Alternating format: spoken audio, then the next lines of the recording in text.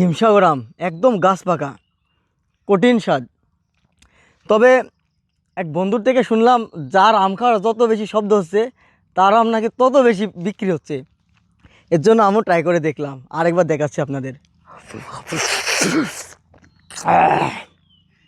সেই স্বাদ ঠিক এরকমই পাকা, গাছ পাকা হিমসাগর আম নিতে আমাদের কাছে অর্ডার করুন। আপনাদের এরকম পাকা আম দেবো না, গাছ পাকা আম দেবো না, আপনাদের কাঁচা আমটাই দেবো আমরা।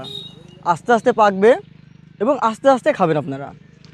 আমাদের আমের কোয়ালিটিটা দেখুন কত সুন্দর, কোয়ালিটিতে আমরা বিশ্বাসী। দেখতে পাচ্ছেন আমরা সবসময় কোয়ালিটিতে বিশ্বাসী।